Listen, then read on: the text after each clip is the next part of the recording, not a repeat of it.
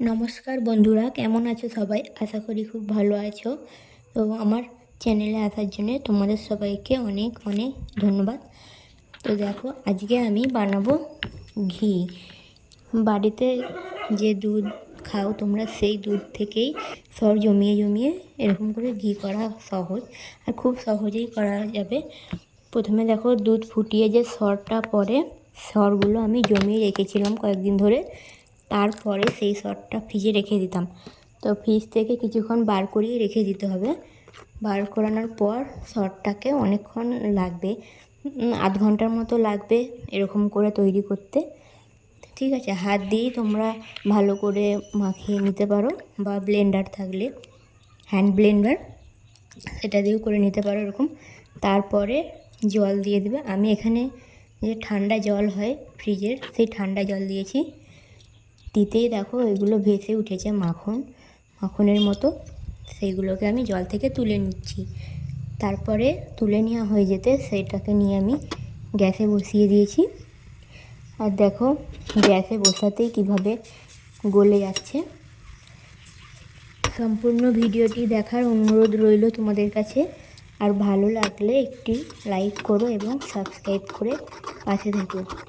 ঠিক আছে, দেখো এরপরে আমি কিন্তু চামচ দিয়ে নেড়ে দিচ্ছি। এমনি যে আগুনে গলে যাচ্ছে তারাই চামচ দিয়ে একটু করে নেড়ে দিচ্ছি। দেখো, এটা আমার ফুটে উঠেছে পুরো গলে গিয়ে।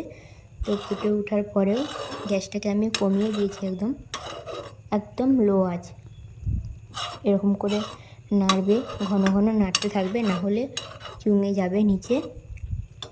সেই চুঙে গিয়ে নিচে লেগে যায় আর কি, সেই জন্যে এটাকে ঘন ঘন নাড়তে হয়। তো দেখো, নাড়তে নাড়তে আমার এরকম ঘিয়ের কালারটা চলেই এসেছে। দেখো, আমি কিন্তু বারবার নেড়েই যাচ্ছি, নাড়া বন্ধ করছি না। তাও আমার নিচের সরগুলো লেগে গেছে কিছুটা। তো তোমরা যদি না নাড়ো একেবারে পুরোই পুড়ে যাবে। ঠিক আছে, এরকম করে নেড়েই যাবে যতক্ষণ না ঘিটা পুরো তৈরি হয়ে যাচ্ছে। দেখো বন্ধুরা, আমার কিন্তু ঘিটা হয়েই এসেছে প্রায়। দেখো, এগুলো সরগুলো আর কি লাল লাল হয়ে গেছে। তাও নাড়ছি, এখনও বাকি আছে কিছুটা। নেড়ে নেড়ে সরগুলো মানে একবারে ভাজা হয়ে যাবে, তখন দেখবে হয়ে যাবে। ঠিক আছে, তো দেখো আমার হয়ে গেছে। আমি গ্যাস বন্ধ করে দিয়েছি। ঘিটা তো গরম রয়েছে, সেই জন্য একটু এরকম হচ্ছে। তো আমি ঘিটা ঠান্ডা হওয়ার জন্য রেখে দিয়েছিলাম। তো আমার ঠান্ডা হয়ে গেছে। দেখো, আমি একটা প্লাস্টিকের ডিবেতে ঢেলে নিয়েছি। কালারটা কত সুন্দর হয়েছে দেখো। আর ভিডিওটা কেমন হয়েছে অবশ্যই জানিও। ওর মতো টাটা, চলো।